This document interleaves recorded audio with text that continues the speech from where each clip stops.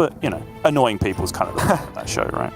And it's even just a brave play in itself of the lineup, and I've said this about a few of the players so far in this tournament, is when you have got a pretty solid 3 decks, it's always that 4th deck that is the big question mark in Conquest lineups, and McBanterFace has just decided that this is the best option, and no one else really has. We have heard, of course, in other tournaments that have been going on throughout the week and weekend, that Handlock has been doing well as well. So I think this is a hidden gem, at least of the current meta. So let's see how it goes as we dive into game number 1 here. We are in the second semi-final. The winner goes on to the finals to face Glory. Is it going to be posesi or is it going to be McBanterFace? Let's find out.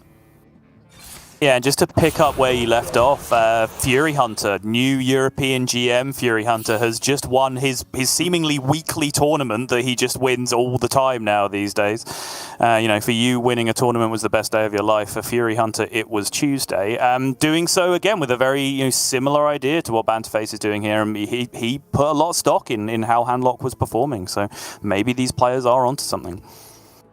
Looking already at posesi just not having the best opening in the world for this turn 2 play. No sigil, no weapon. Looks like he's considering just throwing away Immolation Aura, which is a tough call, right? He will want to make space. He will want to have that freedom in his hand, but it's not like he's playing against a deck that doesn't play minions. So although Immolation Aura doesn't really clear up many Warlock boards, it can definitely help with the many types of spell damage you can get in this deck, along with maybe even a Moarg if required. Yeah, I'd say it's a very medium card in the matchup. It can work on specific boards. If it's like a Netheron and Baron Scavenger or whatever, then suddenly your classic Arcanist Immolation Aura clear is perfect for that situation. But it's rare that the interval doesn't get higher than that, right? Normally, if there's 6 health minions, there's also 8 health minions to support that. So Immolation Aura does tend to be a little bit sketchy here and there. Dumping it from hand does make sense just to keep things nice and compact moving forward. Oh, that's probably, I was going to say, if he's hovering that coin, that was a tradable, more than likely. So he did get hold of the guild trader, can activate that first proc of the quest, get this game cooking. McBanterFace now with double Neophyte in hand. Are there any specific timings that you're looking for Neophyte, or is it just drop them early when your opponent's trying to progress quest, and when you can afford to, meaning not like sacrifice a life tap to drop one? There are, but it takes some knowledge of the cues that you're receiving from the Demon Hunter. Like, for example, if we go back to the Gabby game, I was very excited because there was Quest Coin Sigil in hand turn 1, right? And if you see a Demon Hunter play Quest Coin Sigil, that usually means they either have 2 tradables in hand or they have Outcast Spectral Sight in hand. So just tempoing out Cult Neophyte on that turn can potentially block a quest completion. But the TLDR version is whenever your information gathered from the way your opponent has played tells you that Neophyte will stop a quest completion, right? Like, that is generally the way to do it in the early game. If it progresses beyond that, then you kind of flip that on its head and say, well, will this Neophyte make this board live, right? Like, this board that I'm sticking here, will this Neophyte protect this? Does it change a breakpoint on, like, Arcanist, Moarg plus Immolation Aura or something like that? So timing Neophytes is a very, very difficult skill to learn in this matchup, I would say. And this is a very old school matchup at this point. A couple of metas old at this point. This matchup was all the rave at one point before some of the new kids on the block came along and took control of the metagame. Another Neophyte being dropped down from McBanterFace, pushing a reasonable chunk of damage, actually. Important to keep an eye on that Battleground Battlemaster, because we're so used to seeing it with Flesh Giants. It's like, well, there's no Flesh Giant, so it's not going to get played. Not necessarily true. That is an extra 6 damage if it was played next turn, even on this board. So although not quite setting up lethal yet, a lot of the times you do just sneak out the extra damage that's required, even with a less threatening looking board, right? Especially if you can chain it, in which that, when BanterFace has a bit more mana to do so, he can, for example, if it's smaller minions, either attack and then drain soul something away, and so on. So keep an eye on that Battleground Battlemaster going forward, but it did look like posesi was initially hovering the Glide, but looks like he's bailed out of that plan, or at least is a little bit unsure of where to go here. That's 3 different cards he's hovered now for 3 different, completely different players. Yeah, indecisive this turn for sure, but for good reason, because with the Neophyte coming down, obviously Glide looks great just in a vacuum on this turn because it does do what you want it to do against Handlock, really shrink that hand size down. But it would mean sacrificing yourself to a lot of potential damage with all of this coming straight back through the other way. But at the same time, what Posesi's ended up doing is put him right back in the same spot, right? So we go all the way back to throwing away that Immolation Aura, which I said was a very medium card in the matchup. You can see it would be a little bit stronger than medium right now in terms of the amount of damage it would stop Posesi from taking through this mid-game. What's really interesting about this, that face attack looked like it was, I'll clear your board next turn, it's fine. But there's no way to do that in Posesi's hands, so it's a reasonable bluff here, but suddenly there's a Flesh Giant able to come down from McBanterFace. Maybe he will hold off on the Flesh Giant because Posesi's kind of told McBanterFace that he's going to clear the board next turn. Oh, it changes the breakpoint by so much, though. Like 3 to 8 being the AoE that you need, like it has to be worth getting this down, I think. Oh, I think it does come down, but I do think it makes McBanter think about it, right? Because the Posesi could have just killed a Neophyte with that swing. He hero powered.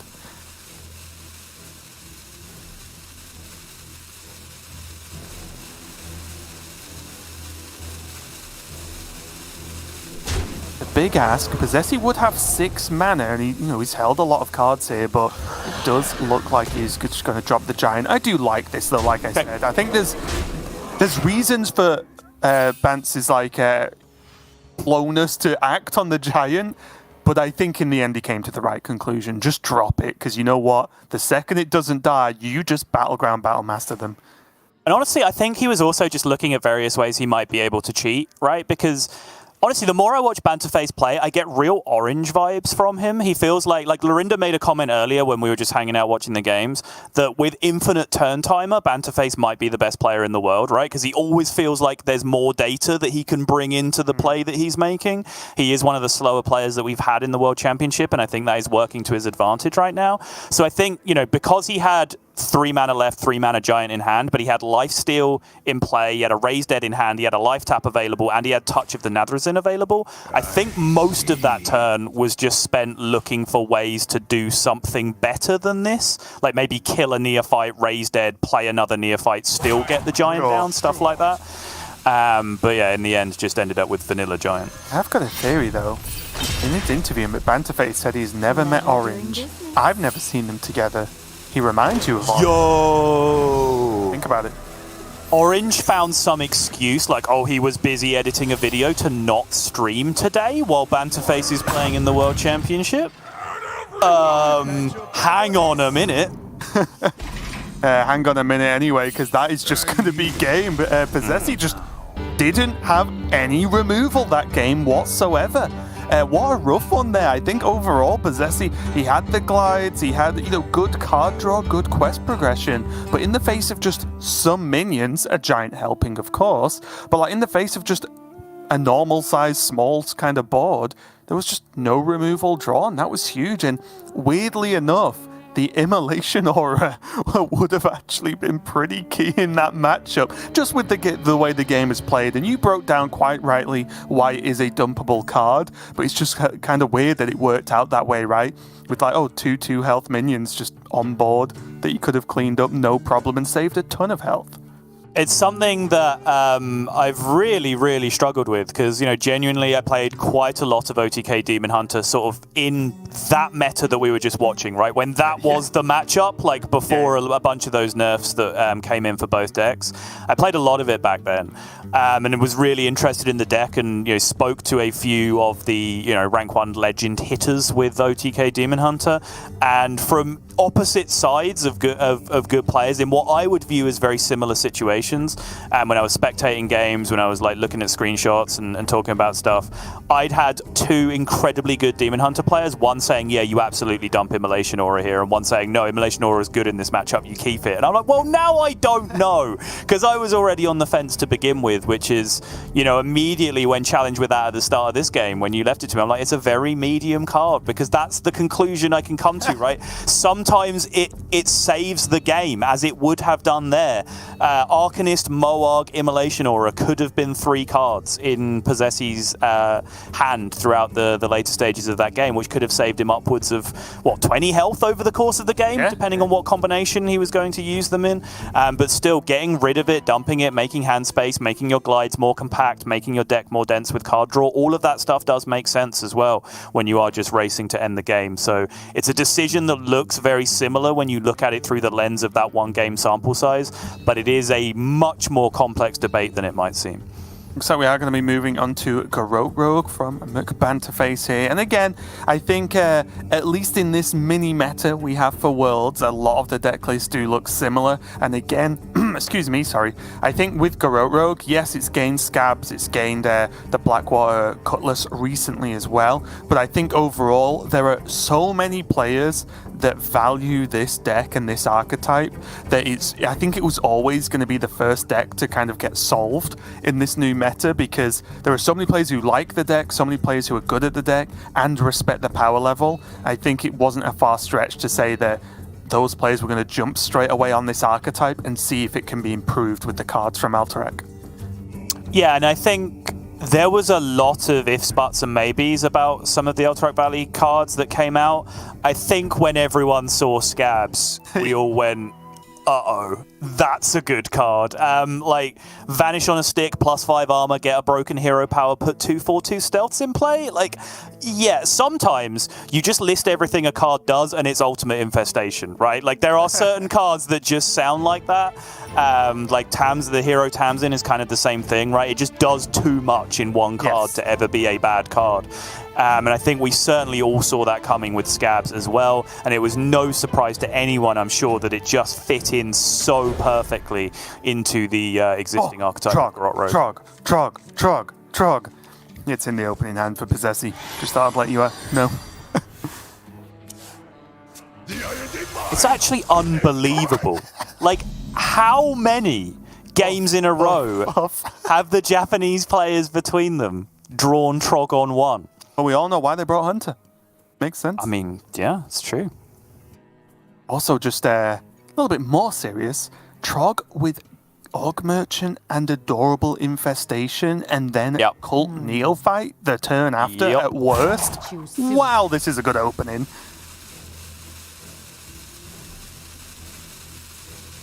I do enjoy these puzzles, though.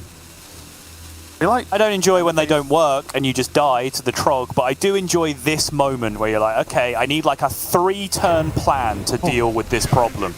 And he decides step 1 is to duplicate the Trog once in order to get this Octobot on board. And I think this is sensible, right? Because it will give him some options going forward where he can maybe get enough value out of Prize Plunderer to get himself back on this board and pick up a bit of tempo. And also reduce Scabs, right? As long as this doesn't die in any way, reducing Scabs down, that 1 turn sooner could be the difference.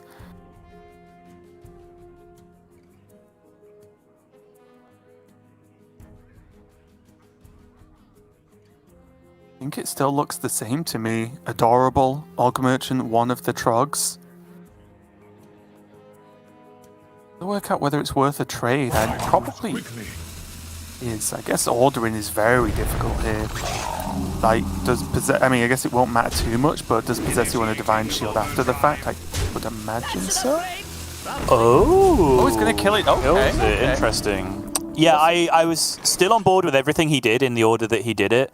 I liked buffing the Trog, or at least this was my instinct. Buff the Trog, trade with the buff Trog, then put the Divine Shield on the buff Trog after that, and then carry on with the turn. But I guess the fear here is Shadow Step specifically, right? And then he's a little bit afraid of what can happen in that spot. Or he's protecting his 1/1 Trog from having there being a 1/2 Octobot or something like that on board, just making sure the equation is as difficult as possible with maximum Trogs on the board and nothing to contest them. And there's a best case scenario, right, where McBanterFace has to just pay 2 mana for a dagger and kill the small Trog, which is perfect then, right? We can see, of course, that there's Neophyte, there's Orc Merchant, there's Prize Plunderer, but there is a world in which there's nothing actually clean to do this turn for Banter. Okay, 1 Trog lives.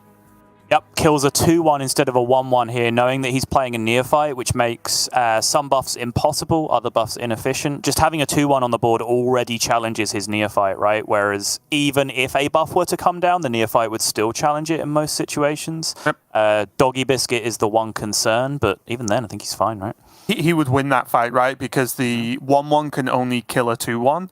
Yep. The Biscuit is the whole turn.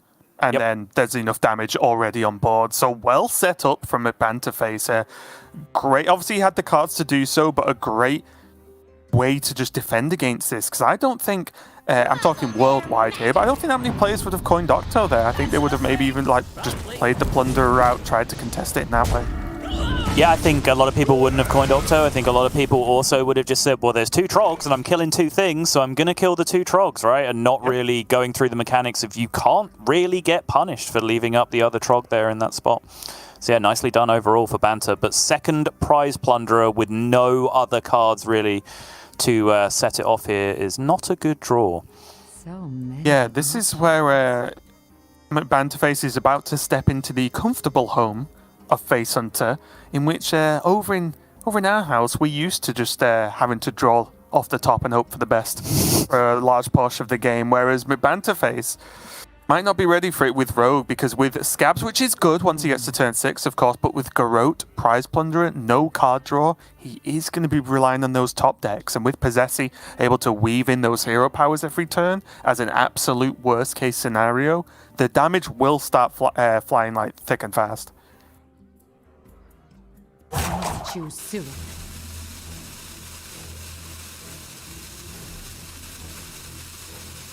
This is what I mean, right? Absorb data, output play. This is just how he seems to go through every single turn. Dagger, kill, go. Okay. Keep the damage relatively even. Make Posesi use up the Divine Shield for the minion if he wants to. We can see that's not necessarily going to be the case. And wow. Biscuit, quick shot. This is not simple either. Doggy Biscuit, fantastic card as a buff, but also tradable for something better in terms of like continuing the game.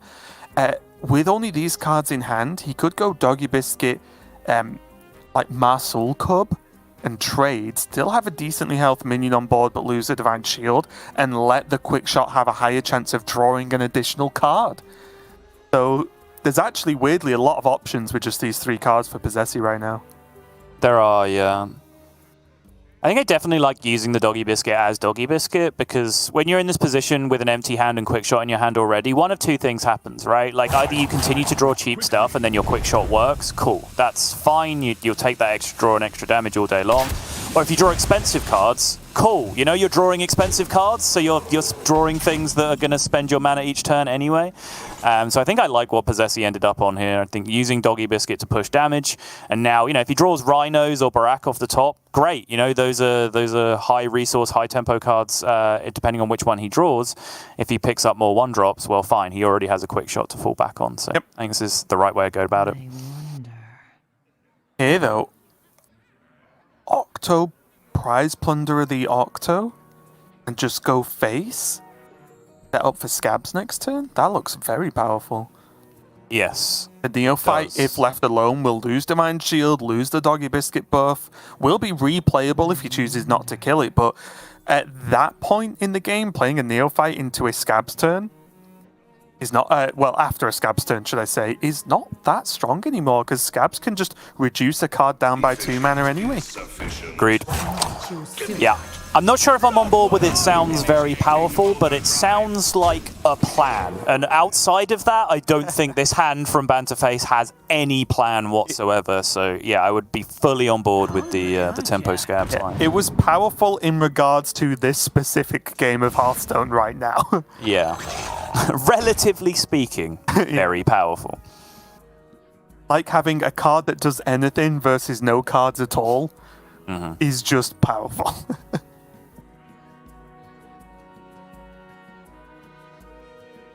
And now choices, choices, choices. There's 2 cards that BanterFace has had in hand for the majority of the game. They've been reduced by 2 mana, and posesi has to think, what would they be? Because McBanterFace, even though did a great job of dealing with the Trog turns, has not had a smooth game. There's been no card draw. So what is in McBanterFace's hand? Oh, Shroud is a great pickup to build upon this now as well. Banter will take his time here because there are, of course, some options as to if you want to deny any of these cards going back to your opponent's hand, or whether you would value the extra face damage that you get in a potential race situation, since you are just about to put 8 damage in play from the 2 4/2s that will appear. I think the Wrangler probably goes, if anything. I think you smack them. Keep your enemies close. Yeah, I like this. I think Banter's just going to try and set up the race from this position. So now he gets to reload more damage on board with the hero power. And even just with that 1 Garrote in hand, with how little damage that represents, it might just be one of those games where you just put them in the deck and just start getting scrappy. I actually quite like the hero power into Octobot this turn. Oh, he's not going to do it. Oh. Because Rhino? if there's a Rhino, well, Yeah. the Rhino goes into an Octo, which, yeah, it's annoying, but it's not as much damage as you would take it going into other things, right? So I did wonder whether he was going to go for it that way. I guess here the Rhino can't go into anything, which is a Right. bonus, but it just gives posesi potential time to just fill the board up. Like Warsong now into double Wolpertinger, because he does have True. the other one still in the deck, is strong, which is when you mentioned, you know, he's working out whether he wants to kill anything. That's why I was like, well, if he's going to pick something, I think it should be Warsong because of this potential turn. Yeah, that's fair. I mean, it needs to be said, however, that the Wolpertinger off the top was the absolute nuts draw. Of course. Outside of that, BanterFace has an incredible amount of information as to what was actually in hand and knows that this play is not very likely. He knows that 3/4 plus 3/2 plus 3/2 was very likely, and then probably a Marshall Cub would be rounding that out as opposed to 2 more 3/2s, which seems inherently more manageable with the way that things have gone. So I still think this is absolutely fine, and I do think denying the Rhino doing any damage might actually be important in the clock that BanterFace was considering, right? Because essentially what he's done in a race situation against Face Hunter by playing no minion is pretty much guarantee a turn where he took 0 damage, right? Or 2 damage from a hero power maybe, right? Which is a really, really big deal when he's trying to set up this race situation. This is probably the moment in the game, right? Where Banter has to decide whether to attack face with these 4/2s, trade with these and try and clear up the board and play a longer game. My only worry is outside of the guild trader, he's not got a guaranteed way to play a longer game, right? Because then he's back on just drawing off the top again. Yeah, this is more stealth minions as well, crucially, if he does want to get some of them in play, though, which he could be treating more as some guaranteed damage later on. The worry is he knows there's a Rhino, so if he gets this prize plunderer, that is getting destroyed. Yes.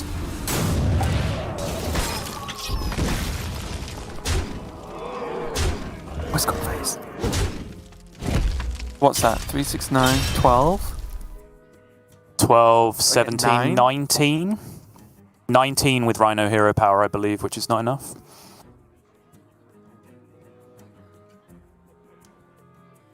So posesi has to trade. McBanterFace asserting dominance and doing so very, very well.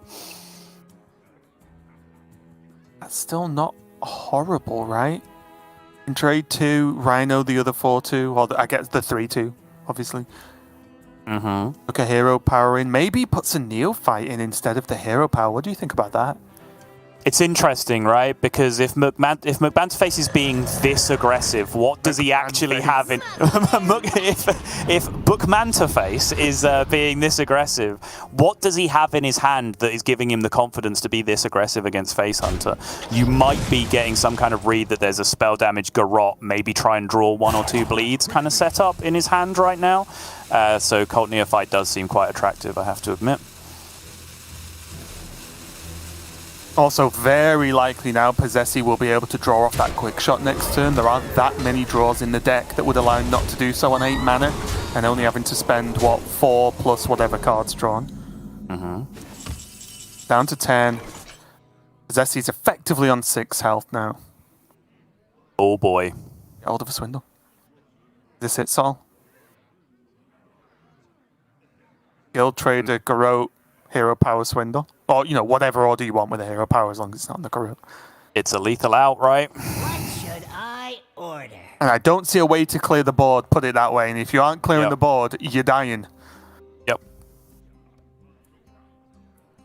The problem is the Neophyte is so crucial here because that then messes with Secret Passage, with the other Garrot being drawn, right, to also be potential outs. It would just be game, right?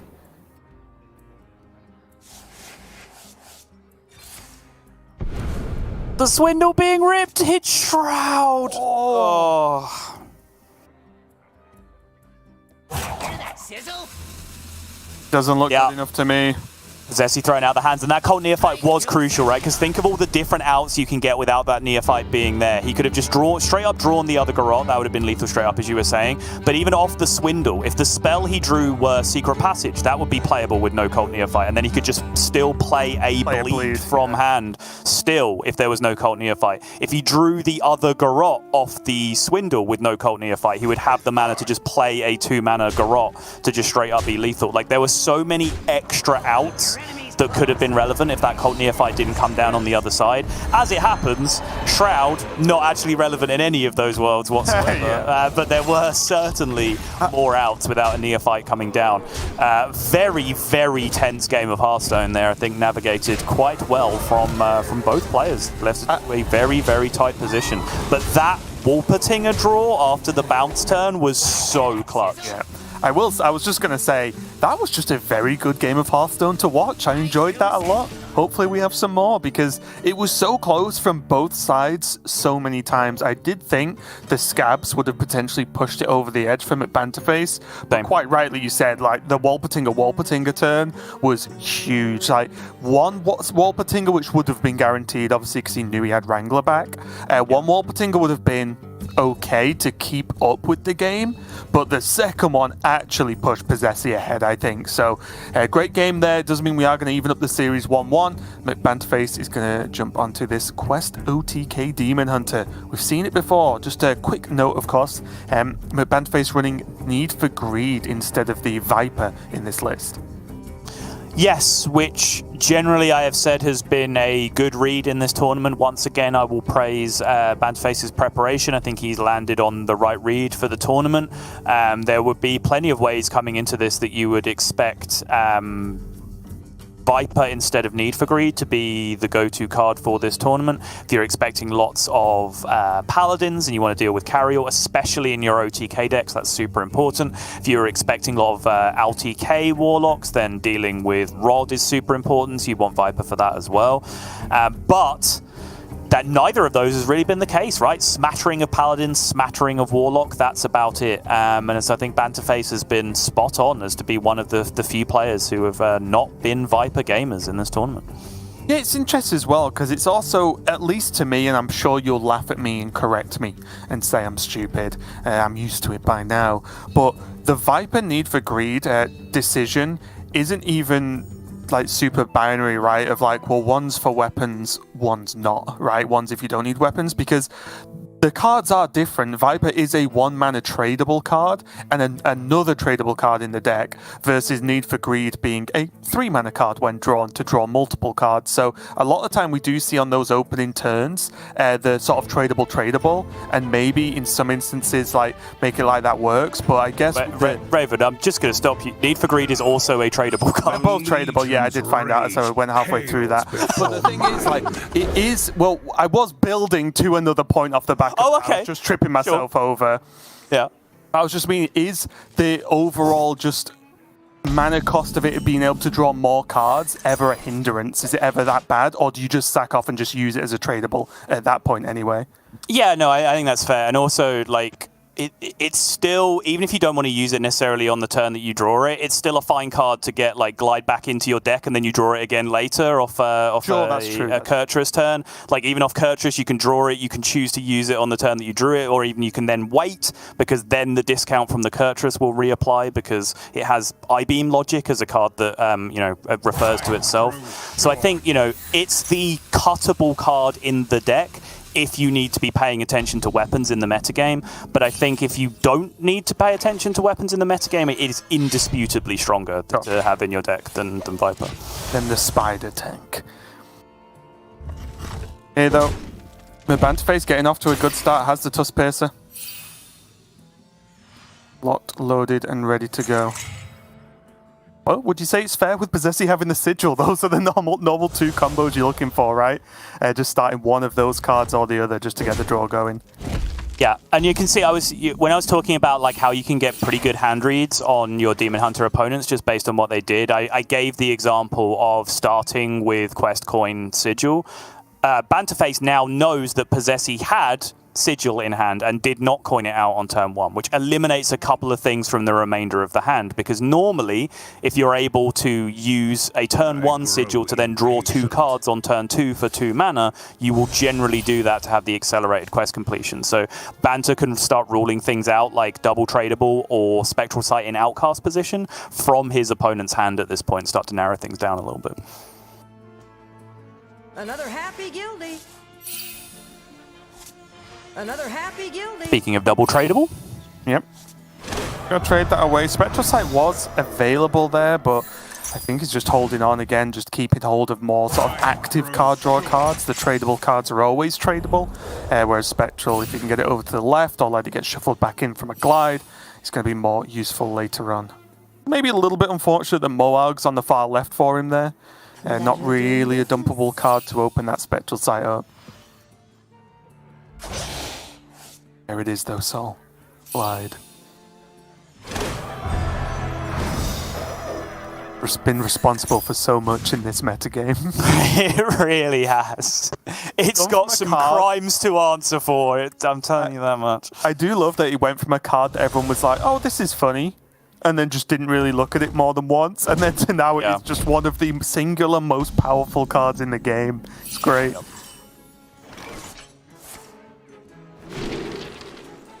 Banter gonna go fishing, doesn't hit any of the good stuff, but it's not a hard whiff. Sigil Runner is fine as long as you don't hit triple knot card draw. You tend not to be too salty about your position. Oh, that's lovely. Yeah, with the swing guaranteed, right? If he wants to play Spectral now and then swing, draw the tradable. Yeah, there's also, I think because he has so much mana left, he might look for a way to complete this without the weapon swing, because, the weapon swing is draw a card for 0 mana, which, is important for later turns when you have tighter mana. This turn, Banter has 1,000,000 mana to complete this with, right? The fact that he's already drawn a card for 0. Oh, okay. Yeah. I was going to say, well, the good thing was, either way, he would start with some form of Spectral Sight, then he can make the decision, right? Yep, absolutely. So, it was always an option there to start Spectral, then just reanalyze how the turn looks, and like you said, retain the swing on that weapon. Banter knows. He's been burned before. We've seen him play some absolute epics in terms of Demon Hunter mirrors specifically. I believe, if I'm not getting my America's Law wrong, I believe he has been in some utter clown fiestas of Demon Hunter mirrors over on their stream late in our evenings. He knows the power of Glide that can come to punish him, so he is dumping some cards very aggressively. So funny is if you're just like an average Hearthstone player, you know, you play a few games a week or whatever, I don't know, and like you've played against OTK Demon Hunter, you're like, wait, what's McBanterFace doing? He played a Moag and he's just in a fell screen blast. What is going on? But then you actually work out why, and you're like, this guy's a genius. And this is why I tend to like these kind of decks and these kind of matchups, and why I gravitate towards this kind of thing, because, you know, when you've been playing Hearthstone for going on 8 years now at this point. We're old, Sol. We're old. Yeah, exactly. Like, you know, the mechanics of the game, when you figure them out, it's very easy to kind of get your head around and understand, like, board battles. There is infinite complexity in board battles, but, you know, you start to understand how that makes sense because the game's kind of built around that. So when you start seeing a matchup where it's correct to just throw cards out of your hand and kill your own board, and that's just objectively the best thing that you can do, that just kind of rewires your brain in a really like cool and tactile way that I find super interesting. It just re-engages me with the game that I've been playing for the best part of a decade at this point. Back in our day, we played Secret Paladin. Yes. Well, speak for yourself. Demons. As we established in the Newlywed Game, Raven, I played Patron Warrior that entire metagame. You played in tournaments, therefore you had to have more than just Patron Warrior. I'm sure you brought Paladin to something. I did definitely bring Secret Paladin to So don't try and palm this off. One of the most powerful decks in the meta. Sol's definitely bringing it. Full Yeah, try. I definitely have. Pleasure Now though, doing Posesi is holding holding all the cards here. McBanterFace is going to be dumping as much as possible, gets rid of that Immolation Aura by the looks of things, but does have Kurtris first, or at least has it in hand first. I won't talk about whether he gets to play it first. We've all seen what can happen. And I suppose we have to go over this again. Kurtris in hand in the Glide matchup. It is always morally correct. You have to do this.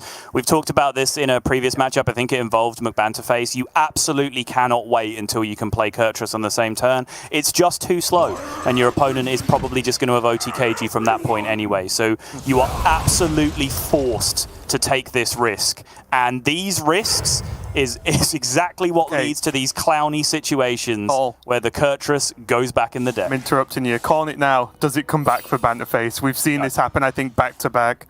No, not this time. I think he gets a Glide back for the other Kurtris is what happens. Okay. Still a draw. Unluckers.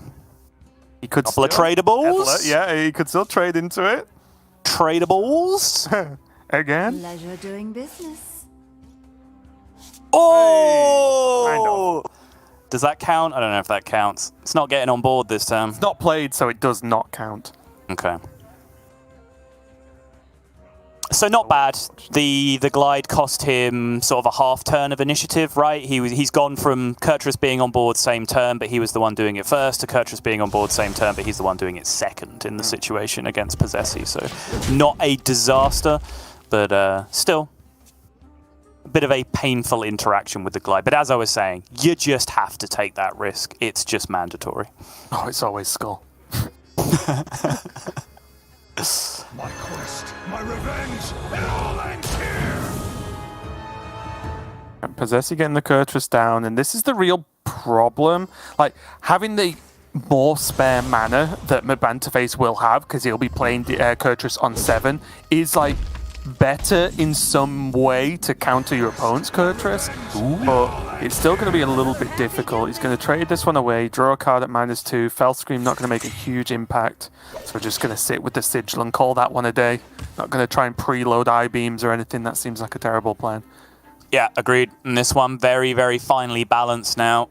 Like I said, Posesi just that half turn ahead. He's the first player to get a full Kurtris turn available. But there's always a fear in this situation, right? Because your opponent might have a certain makeup of hand that they're actually able to go from 0 to OTK in a single Kurtris turn. Yeah. And you're looking at a hand that definitely isn't doing that, which is making you very fearful about things, how things might pan out here. But breaking things down, it does seem like Posesi is that all-important half turn ahead. Does he want to double jump here? I think he's just going Okay, he's just going to Skulk. Because at this point in the game, because both Kurtrus are down, you don't even necessarily always want to glide your opponent's hand, right? Because then, especially at this point, when you know McBanterFace's hand is just not really reduced. Oh, it's just in play. Oh, now It's that's just a in tempo play. I can get behind. There's a reason just posesi brought a Hunter to this tournament. You could see it right there. Play a minion, it could deal 4, go. And trade or go face, Raven, that's the big question now. Face. Believe. Oh, posesi. He's not happy about it, but I think that's the right decision, right? Like, he knows looking at his hand that 22 is not really relevant for him, but he doesn't know looking at Banter's hand whether 22 is relevant for him. I think it's close, but I think he makes the right decision in the end. Oh.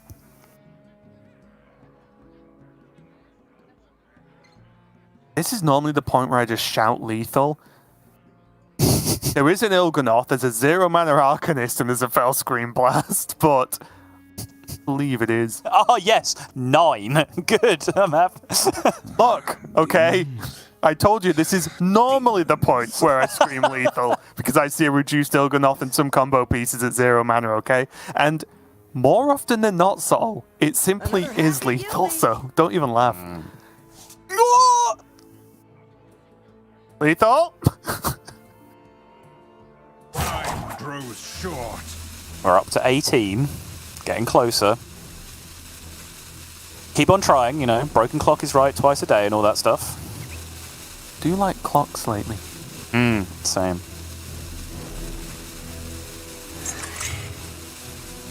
It's so close. McBanterFace is going to get an additional draw next turn, of course. But did something happen or not happen there? I feel like something an I-beam? should have happened. I think that was an I-beam for the 4-3, wasn't it? Yeah, I mean, it's debatable, right? Because those I-beams are actually pretty clutch for just scrappy lethal if he needs to get scrappy lethal on the following turn with, like, Arcanist, Fell Screen Blast, and I-beams just thrown in there. Opposed to Scooby lethal. As opposed to Scooby lethal, yeah. When you get like a full 72, that's a Scooby lethal.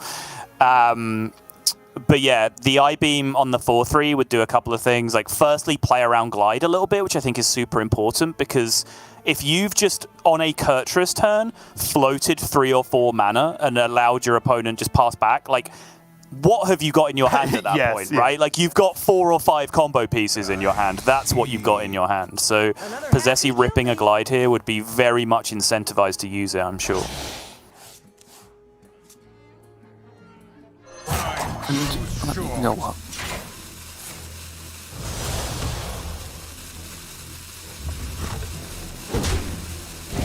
A quick look at what's left in posesi's deck.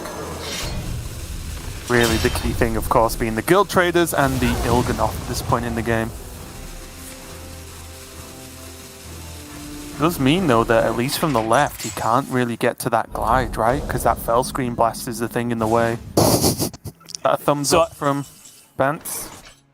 Yeah. I'm assuming this is enough now because of the extra minion specifically. Yeah, looks like it is. Lethal. He has the extra target for the I-beam. That's going to allow him to go I-beam, then I-beam again, and then Arcanist with the Fell Screen Blast at the end. Yeah. So I didn't count it originally, but just based off Banter's reaction, I'm assuming he had lethal if there was no healing from posesi, because then when the self I-beam came down, he looked a little bit disappointed, but then having drawn another cheap minion, you saw what happened there, right? He was able to shoot one I-beam at the Il'gynoth without killing it. He was able to shoot another I-beam at the Persistent Peddler, which he couldn't shoot at any other target because that would kill stuff and take it off the board at that point. Then play the Arcanist, then play the Fell Screen Blast for the full 18. So I take it all back, because actually that means, once again, McBanterFace absorbed data and output play, and actually the I-beam hold was important, because I believe he would have potentially had lethal with the double I-beam in hand at that point anyway. Yeah, it's one thing I might, not soon, but later on, I'll ask him about, because just looking at the camera reaction, it looks like he did want to play it that turn. So you know, we'll have to see, but No, but it's absolutely correct, right? Because without him drawing the Persistent Peddler, all he would be doing is the same play, but he would I-beam the Persistent Peddler on the other side of the board, right? And then he would still have that same lethal. So the fact that the I-beam shot the Persistent Peddler off the board on the other side, that's why he needed a draw. So I'm pretty sure there was indecision at the end of the turn, but I think at the end he would have been happy that he didn't play the I-beam as opposed to did. I mean, one thing that impressed me the most about that lethal at the end there was the fact that halfway through the lethal, he shot his own Il'gynoth with an I-beam, and there was effects on board. If I had done that, my Il'gynoth would have died. I would be like, oh, lost the game, concede.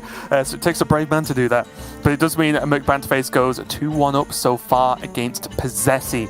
Just remember, the winner of this is going to go forward to that final and face glory for the title of World Champion. Only Rogue left to grab a win with, and surprisingly, Sottle, we've seen this many times throughout this tournament. Rogue being left over to try and grab a win is not something I was expecting to see that often going into the World Championship. Yeah, certainly. I think, there might be a bit of leftover trauma from unnerfed Garrot that we were dealing with.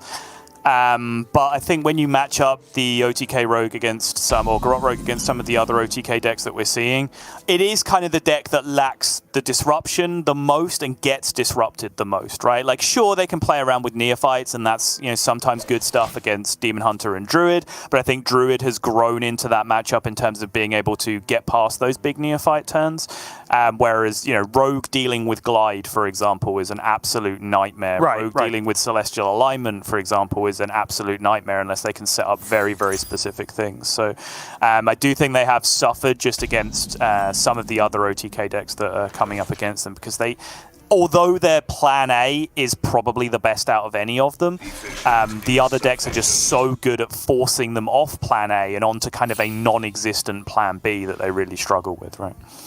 Especially with the lack of Kazakus in the list as well, right? We're used to seeing, you can do something with golems. You can take the board and play tempo with the golems as a backup, and that just isn't the case anymore in current builds. So we'll see how this one pans out, though. With McBanterFace getting off to a decent start with this Octobot. posesi not looking too bad either. At least he does have this Tusk Piercer, to start getting this cycle going. Oh, you do it, right? It's a freaking Octobot. I'm pretty sure I think you can sacrifice a Spectral to do this.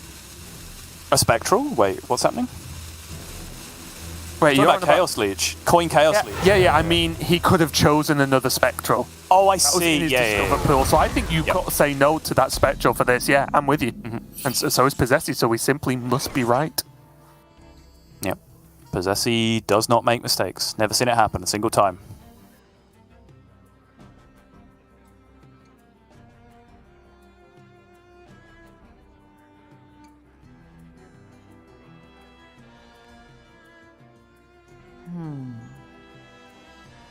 Now, with no sigil, is this a bit too... no sigil on posesi's side, sorry, should I say. Is this a bit too early for a neophyte? Look what I won! I think it is, yeah, and I think that's what Banter's spent the turn thinking about as well, is like, okay, if my opponent's gone coin Chaos Leech in that position, like, what's his hand where Cold Neophyte would actually be having a significant impact on the game? And I don't think there really is one, right? Like, this is the play that posesi finds himself making, so now you can use the Neophyte to block a potential one-card completion in Glide, on top of various other things. Based on that dumping of cards, that could be dumping for a Spectral Sight, that could be dumping for a Glide. In this case, it's the former, but I do think this is a stronger potential turn for a Cult Neophyte, but McBanterFace is going somewhere completely different here and going with the Secret Passage instead. He just wants to re-roll the hand, does get Shroud, and he can tradable something from this hand. Yeah, both things, in fact. This is getting spicy, though, right? Because posesi has Outcast Spectral now, in which he can get this quest done because he can swing the weapon. And then next turn, you would imagine McBanterFace would naturally retain a rather large hand because he's got field contact, he's got ways to proc it, he has a Shroud in his hand as well. So he has to play this very carefully because we can see that there's a chance McBanterFace will just walk straight into a Glide turn. Yeah, absolutely. Walking into a glide turn the turn after you've just used a secret passive shroud as well, which is a pretty brutal way to take it. And the problem is, although we talk a lot about how you play around glide, especially as rogue, but you need the cards that you can dump in the hand, right? You can't like throw away cards from your deck to play around glide. They have to be in hand, and right now there isn't that many of them that McBanterFace can feasibly just throw away. Mm-hmm.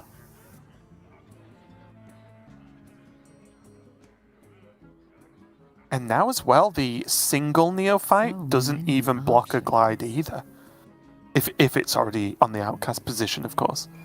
Right. There is always the train of thought that is, they don't have it, and then you just do stuff anyway. Because sometimes you just have to. It's quiet. I mean, that's the other part that's very, very difficult about this matchup, right? And about a lot of these matchups in general is we can spout off until our faces turn blue about, you know, this is how you can play around glide. You added the point of like, well, sometimes you just don't have the tools to be able to do that. Sometimes you also just have the tools where your hand is like of a certain pattern where it's like, well, if they don't have the glide, I just destroy them on like turn 7. So sometimes you just shut your eyes and like, you know what, maybe my highest percentage line this game is just to say no glide.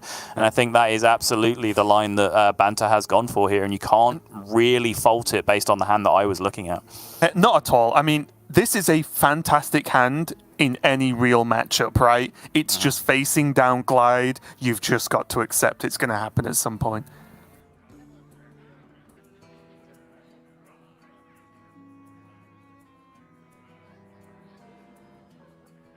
You're going to drop an I-beam? He is going to drop an I-beam, okay.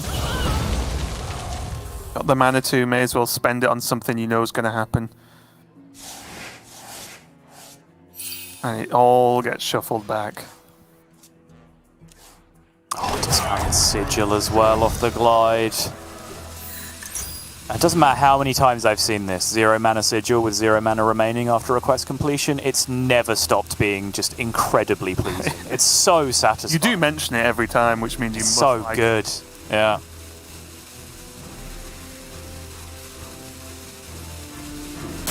Any big reason not to play it here from Posesi? Well, I'm guessing he's just going to use the tools that he has. I guess he's saying he can... Yeah, this does make sense, actually, because he can complete quest next turn with Peddler trading away, coming back to the hand, Peddler trading away again after the weapon swing, and then the Guild Trader trading, and then he can drop the potential sigil in 1 or 2 turns' time alongside maybe even a Kurtrus further down the line. Right. Essentially, he doesn't need it to have guaranteed quest completion next turn, so he's going to save the 0 mana draw 2, or I mean, I guess it's still draw 1, but you get the point, for a time where it's more flexible. Yeah, and the stronger Kurtrus players, because Kurtrus itself is an inherently weak turn, right? Yeah. Just spend all of your mana on a card that is just a 7/7, and that's all it realistically does at that moment. But when you pair it with a sigil, you know your next turn is going to more than make up for the relative slowness of the turn where you actually play Kurtrus. Right. Now McBanterFace, again, taking in all the information here, but I think these neophytes just have to come down. We can see it probably won't make much difference to Posesi's turn, but he has to do something, right? He needs to prot the swindle. He's already been glowed, so he just has to actually respond in some way. Doing business. Does get the field contact back, though, which is a very big deal indeed. Posesi recognizing that he can weave in this hero power, no problem as well. This is now going to draw him up to 3. 2 more tradables in hand for draw number 4 and 5. Oh. That change things? Pleasure doing business. Don't think so. Just going to save the more powerful card draw for Kurtrus. Yeah, expect so. Makes sense. Awfully tempting every time I see it, though. You know, it's just a full mana, like Spectral Sight in outcast position, always feels difficult to turn down, but the more you learn about how the deck works, the more you learn to work out what card draw is good and when. Time grows short. Kind of an interesting one, right? Because you can spend 1 mana to to draw an additional card and reduce it by 1, or he can wait, get it all later, but reduce it by 2. Not as completely straightforward choice. Banter back again with an Octo field contact hand. This is about as good a recovery as you could possibly hope for here, and this is something that we've seen on multiple occasions.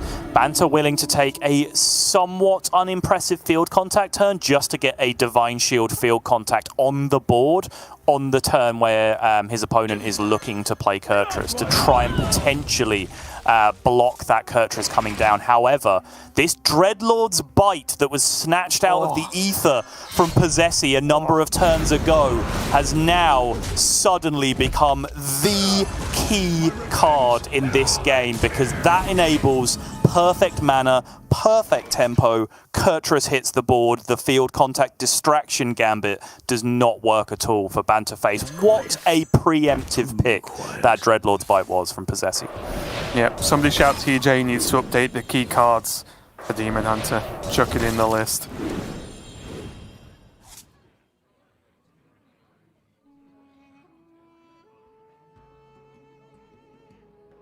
Posesi didn't get to play the Sigil though because of the Neophyte, so that is something from McBanter's face. McBanter's face. That sure is something for McBanter's face. So many. Oh, I'm not even upset I trip up because it's just funny saying the name wrong.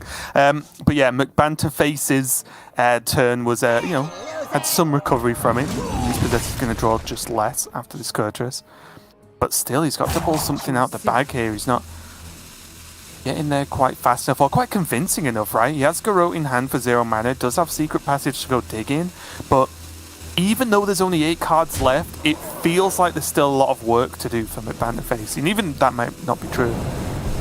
It does, yeah. But I think he's going about it the right way. Has to use this Shadow Step on the field contact again. 8 cards left remaining in deck. He does have the Octobot left remaining. He does have a 0 mana Garrote. He is now dropping down the Cutlass. This is the setup that we see time and time again in these late game situations. And we saw this, what was it, Nalgadam versus Gabby, where it came down to just a lack of glide from Gabby on a very, very crucial turn.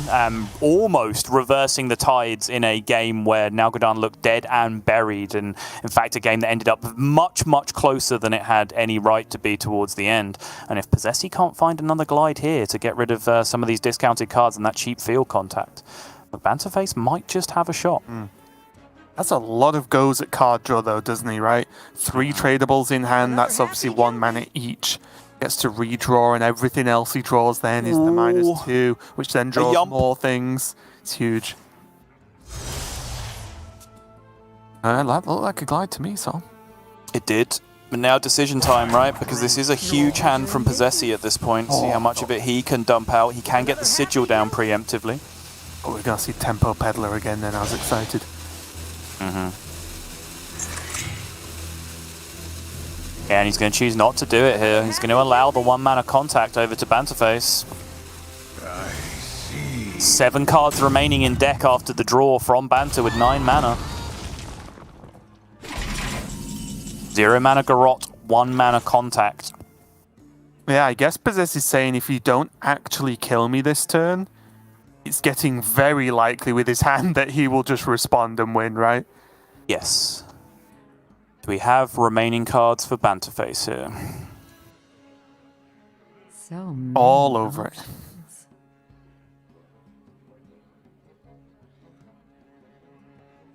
So in terms of minions, it's 1 Guild Trader, 2 Org Merchant. They'll be drawn off this Shroud. If it's exactly double Org Merchant, he's probably in business with the Octobot. There's 1. There's 2. Okay.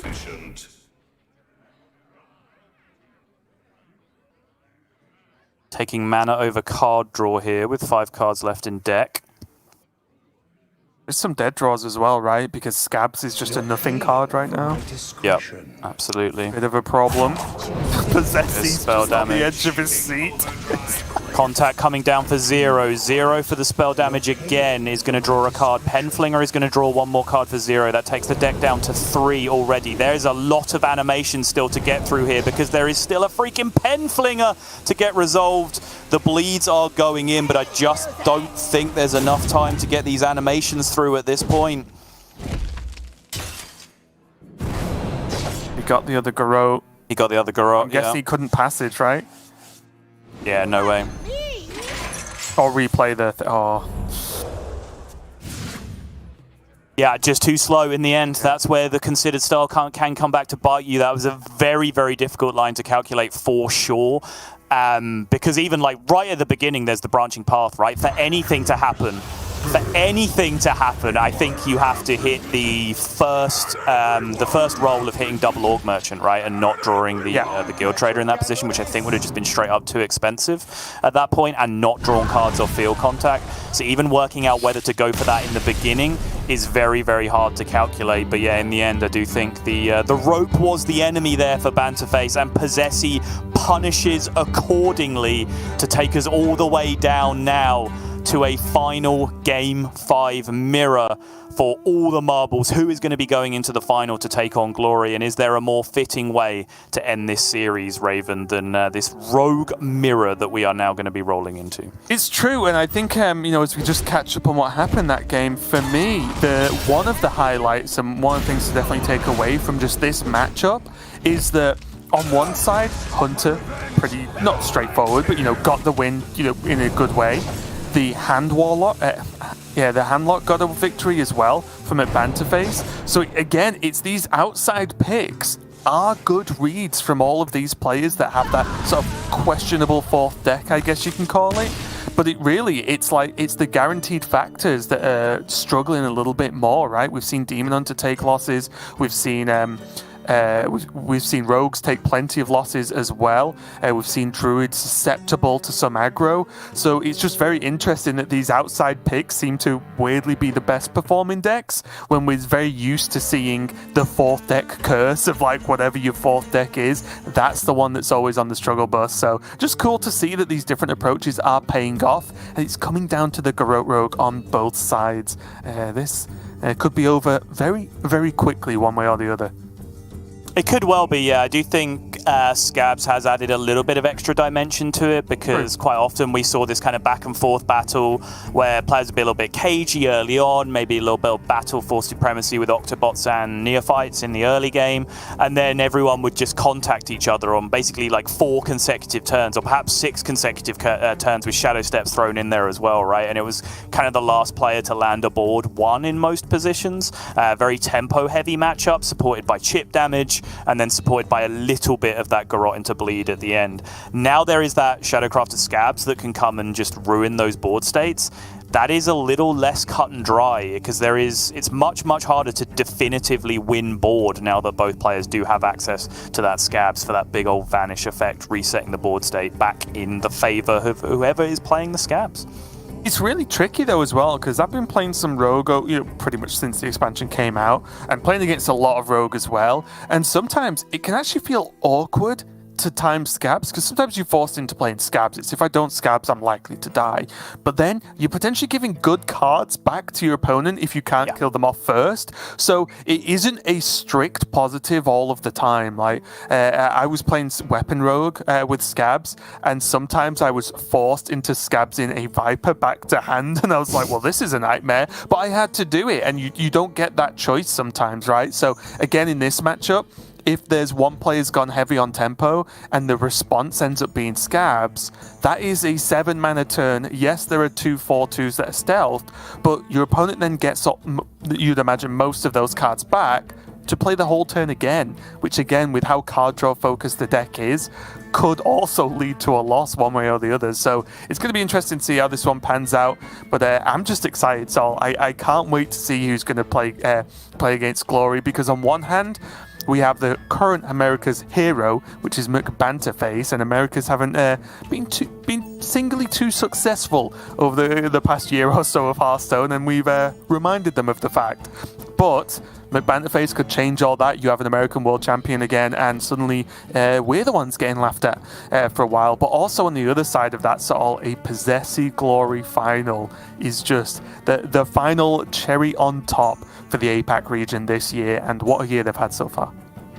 It would just be that final stamp on the statement that, you know, Japan is the best country. That practice group has really been leading the initiative throughout. There's been, you know, individual innovations in decks and lineups and so on that they have taken credit for, and rightly so, because generally a couple of years ago, you talk about, you know, things that we would poke fun at. We would almost poke fun at the idea that like APAC would just submit Hunter Aces lists from last week in European Grandmasters, right? And I think that has absolutely flipped on its head, and more trends in deck building, lineup building, tech card inclusions are starting with that Alutemu Glory Posesi practice group, right? Though that Japanese contingent have started to spread the technology throughout the other regions, and what an incredible final stamp that would be if the final is between two players representing that group. It would be an incredible achievement for those two,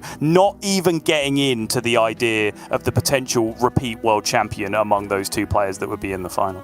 Yeah, it would be really ridiculous. And I think that does come down for, you know, maybe it took some time to develop, and maybe we did need the trio of Posesi, Alutemu, Glory together in GM for it to happen. But I do believe that also comes down to APAC as a region. I feel, at least from, you know, my years casting them, is that they seem a little bit happier to experiment with things, right? I think a lot of, especially what we've seen now and again in Europe through GM, for example, it's a lot of, well, these are the good decks, let's just play these, you know, whereas in APAC you do see, you know, a little bit more wild ideas, at least from when I was casting. So I am happy to see that overall, but I think one or maybe even both of the players just wanted a minute or two there before they jump in potentially their final game of the World Championship here. Posesi on the top versus McBanterFace on the bottom. The winner of this single game of Hearthstone goes to the finals to face Glory. Field contact Octobot on one side, field contact Scabs on the other, and a slightly worryingly blurry camera on one side as well, Raven. But I suppose if I know anything about the way that America's cameras works, this just means McBanterFace is really excited, right? That's what I'm learning. Yeah, okay. Yeah, the TJ factor, I think it's called. Field contacts both sides, some card draw available for Posesi, and that secret passage up there as well, so he does have something, but this, at least on the surface, all looks like it might well come down to what we were talking about beforehand, the Scab's response into whatever the opponent's doing, the opponent in this case being McBanterFace. Yeah, the problem is just the overall quality of this hand now for Banter. Double Secret Passage potentially getting discounted alongside both field contacts as well. The only real missing piece of the puzzle right now is more fuel for the engine with the cheap field contacts, because the only battle cry will be the one used likely to proc the Octobot here. Efficient is sufficient.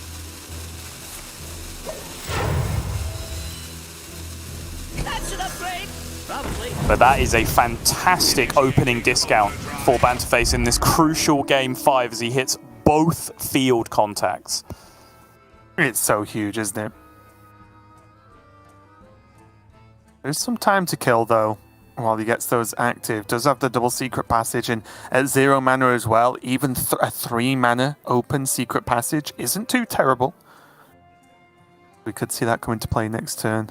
Let's see, on the other hand, I'm going to start secret passage, okay.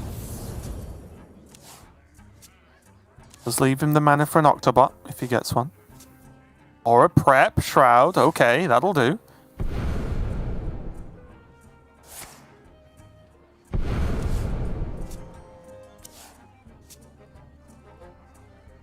Not the best draws from Shroud, though. No, underwhelming would be how I would describe them. Is that the option of going Penflinger onto the 2-1 and then it's stealth? That's an upgrade. Yeah. Does mean he technically draws one less card. The way he does this, that was a secret passage Arc Merchant, so he gets that out of the deck and then gets to retain the 2 cards he drew from Shroud anyway. Right.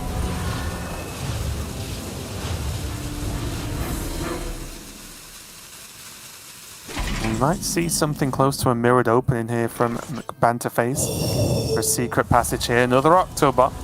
Does need the cards to reduce, though. Again, double field contact going down to 1 mana is a heck of a reduction, and maybe that's just worth it in itself. We will need to start chaining the field contact effect. And it's an equally underwhelming secret passage on the other side, I would say. The opening has been higher quality from McBanterFace, but the secret passages did largely match each other. What if he pen flingers his own Octo and then brain freezes the 2-1?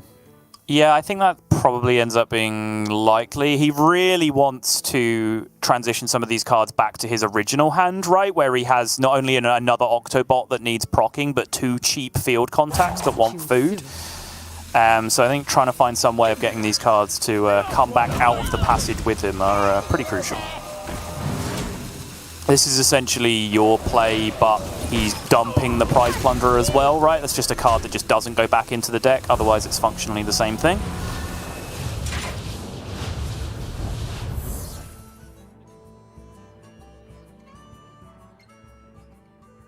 The big question from McBanterFace next turn will be, does he go digging with the secret passage again?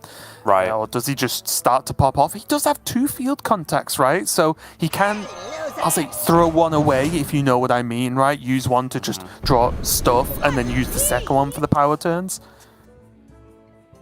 I think that decision will depend very heavily on what the draw off the top is for Banter. Yeah.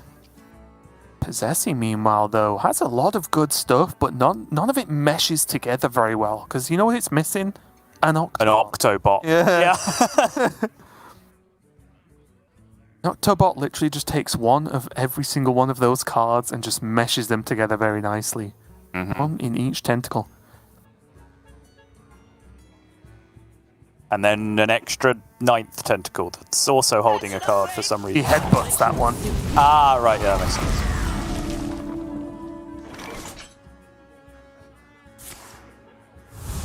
VFX team at Hearthstone, please work on that immediately for the next update. When you discount an Octobot, a tentacle comes out and just slaps each card in your hand. Oh, yeah, that would be great. If there's a 9th one, just headbutts it. Yeah. Or it just headbutts the screen at you as a player. Boom. You're like, whoa. Okay. Now, this is more like it. This is what you want to see when you open a secret passage. The FX team just start putting jump scares in the game when you play cards. Definitely getting off topic now. A little bit. A Guild Trader Cult Neophyte. Decent pickups. Even the Cult Neophyte just as what, well, potentially will be going forward, a 1-mana proc of the field contact. Yeah. But I think crucially now he spent 2 turns doing it, but he's dramatically improved the state of this original hand right now. You go back to it, he's got discount again with the second Octobot, who'll have 2 1-mana field contacts to go alongside that, and now he has enough fuel for the fire as well to start turboing through the deck. But that is the draw for Posesi. 16 cards left at the start of the turn. That was a 1 in 8, and it was a 1 in 8 he absolutely needed to hit to be able to keep pace with McBanterFace here. Say that 3 times fast. No, thank you. Yeah, absolutely huge. It was exactly what he's missing. And also opens up that even if he doesn't have a big turn this turn outside of proccing the Octobot, it then will reduce the scabs down, right? So if McBanterFace pops off, Posesi can just throw it all the way back to hand and maybe burn some cards away, right? Initiating overdrive.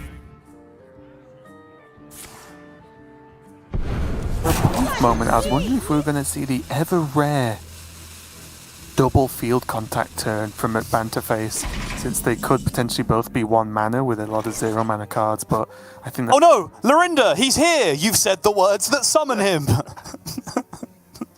He just walks into my room and I'm like, what are you doing here? You're supposed to be casting as well. This is a unique situation though. This is the one time I'll defend it. Okay. A bold play. Fully minion-based hand for Banterface here, so no discount off the Cutlass, but picking up a Shadow Step is really, really clutch now, because now we are reaching that point in the game where both players probably have access to field contact every turn they want it until the end of the game. It's just mapping out how you come out ahead in that game of field contact tennis, and now with the added layer of complexity of scabs thrown on top of that as well. Yeah, the tricky thing here is unless a Shadow Step, he is going to Shadow Step. Okay. I was going to say, he would have lost the Pen Flinger, right? Because with the mana he had left, with the draws he had. But look at this. I don't like backing up Lorinda, but that is 2 1-mana field contacts and a lot of 0-mana cards. Doing it! You might be doing it! They both cost 0. That's what I mean! It's insane! Too quiet. Give me that. Just insta-draws his deck. Alright, we'll deal with that when we get to it, because right now, Posesi is trying to formulate a 2-turn plan of his own. He does have the Cult Neophyte as well. He knows a lot of this hand is reduced. He doesn't necessarily know it's all minions, but still, the Cult Neophyte, not a bad backup play anyway. I guess it's a reasonably big deal that, yes, the fact that McBanterFace's hand will cost almost 0 inherently gives him more mana, but there are no Garrotes being reduced, right? There are none of these spells being reduced down, so the Neophyte could actually have a rather big impact on how much mana McBanterFace has to play with. This is still a huge turn for Posesi. So much has been done already, and he has spent half of his available resources on this turn. Still has another Octobot available in turn. This in hand. This is exactly what I've been talking about, where both players just kind of build up resources, power up, and then when one player goes, both players go. And I think Posesi just hit the limit there right at the last second. 6 cards left in deck, but McBanterFace is now absolutely going to go.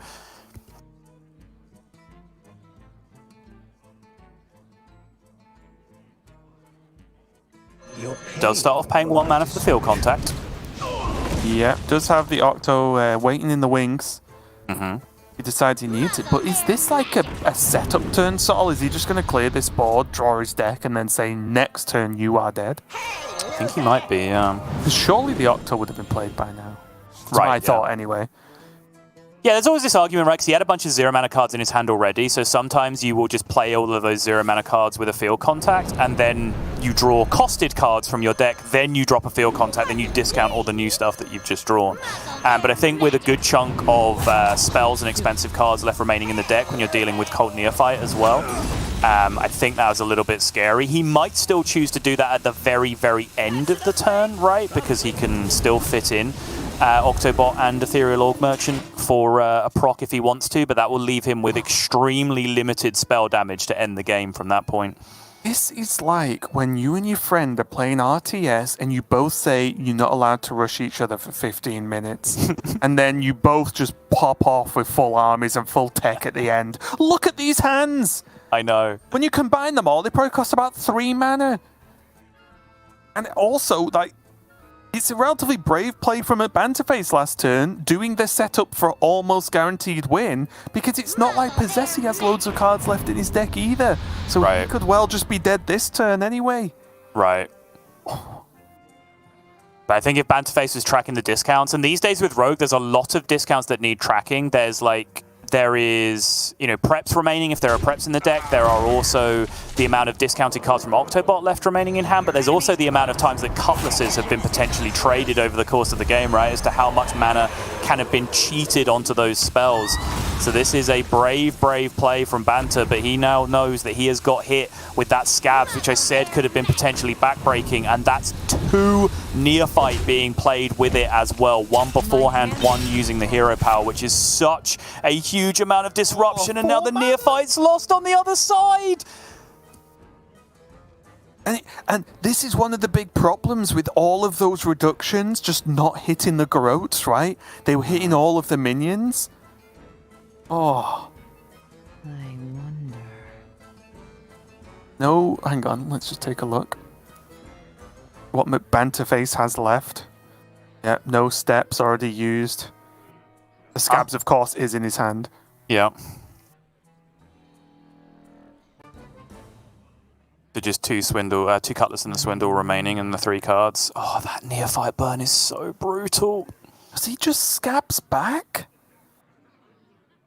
I think he's expecting to die if he does that. Die anyway? Choose soon. If he doesn't do that, he has to lethal this turn, and I don't think he can. Agreed, yeah. But again, I mean, that's the consideration, right? Like, he definitely knows that play Scabs is a possible play on this turn. He just spent all of that time looking for something better, and I don't think that something better existed. And now it is just a matter of posesi going through the motions here, uninterrupted, unencumbered by the aura of Occult Neophyte. 0 mana Garrots in hand, 2 cards left remaining. Shadow Step is one of them. There it is. Yeah, that is going to be absolutely guaranteed as long as posesi does not punt this one out of his window. Yeah, Scab's hero power as well as the additional safety net in terms of spending mana for this turn too. Yeah. posesi can do it all, and unless there's some gigantic blunder, which I do not expect to see from posesi, it looks like he's going to be joining his practice partner in the finals of the World Championship. What a series, Sottle, and frankly, what an outcome for the finals. Unbelievable, right? Like, actual best script writers in the business. posesi versus Glory, Japan versus Japan, the champion versus the challenger, good friends, practice partners, players that have grown in infamy throughout the year as Japan has got more and more credit as we have gone on. What an ending we are in store for. Not to mention the 2 casters that are going to bring it to you will be very, very happy as well, with Derek Brown and Gia, I believe, coming up very, very shortly. The 2 APAC casters getting to cast essentially a home soil finals. But I cannot let it go any further without saying congratulations and well played to McBanterFace.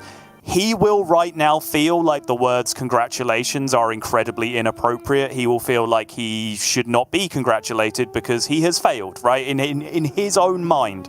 But that is absolutely not the case. I think he has impressed a lot of people. I think he has stirred up a fantastic following on social media around the community as well. And I think, you know, over the last 6 months or so, second season of Hearthstone Grandmasters onwards, like, a star has been born in the Hearthstone community. And I think McBanterFace is one step away, perhaps, from taking that very top spot in the Hearthstone echelons. I think he has been very, very solid throughout this entire tournament. Cannot say enough good things about how well he's played. That one was perhaps 2 of the best performing players in the entire tournament. There has to be a winner, there has to be a loser, and it was the finest margins in the end that cost McBanterFace. But there, in all its glory and in all its posesi, is your world's final. It's pretty incredible, isn't it? I'm even struggling for words at this point because it's all lining up. We say the script often, but now I'm actually starting to believe it's true. Glory versus posesi. Derek and Gia, your APAC Grandmasters casters, actually going to be bringing you that final. And honestly, both players have just played super well over the course of the past, year and a half, 2 years, whatever